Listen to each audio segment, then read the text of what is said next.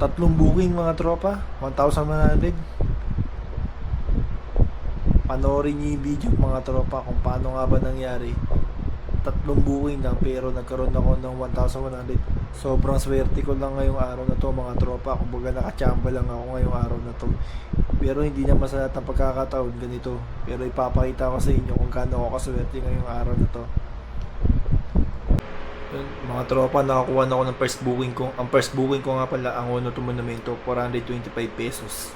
Nakakuha na nga pala ako ng first booking ko dito mga tropa at nag-aasikaso na ako. Dito sa video na to mga tropa, ituturo ko sa inyo paano yung discarding ginagawa ko sa pag-joyride. Kung paano yung nangyari, tatlong booking lang, nagkaroon ako ng 1,100. Ipapakita ko sa video na to mga tropa, kaya panoorin nyo yung discard ko sa pag-joyride.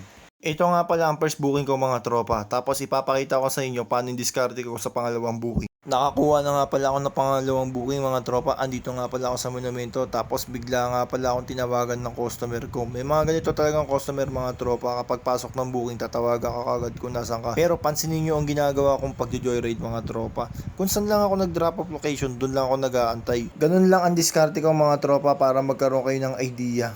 Nga pala mga tropa, ang pangalawa kong customer. Sobrang swerte ko nga pala dito sa customer na to mga tropa. Mga tropa, swerte nga pala ako sa pangalawang booking ko, 321 pero ginawa niyang 500 pesos. Diba? Swerte mga tropa, may mga customer talagang galante. Sa nagbigay ng tip sa akin maraming salamat, no. Solid talaga. Ito nga pala ang pangatlo kong booking mga tropa. Hindi ko na na-video ng customer ko mga tropa dahil sobrang dilim talaga ng drop off location niya. Mga tropa, swerte ako ngayong araw na to kasi yung pangalawa kong booking kanina, 320, ginawa niya 500. Ito naman yung pangatlong booking mga tropa, yung 93, ginawa niya 200 pesos. Swerte mga tropa, may mga ganito talagang customer, mga galante. Kaya sa mga nagbigay sa akin ng tip kanina, ma'am at sir, maraming salamat po, malaking tulong. Mga tropa, sobrang swerte ko ngayong araw na to, tatlong booking, 1,100. Sobrang galante ng mga customer ko ngayon, nakachamba ako. Panoorin nyo yung video mga tropa. Tatlong booking lang, nagkaroon ako ng 1,100. Ayan o.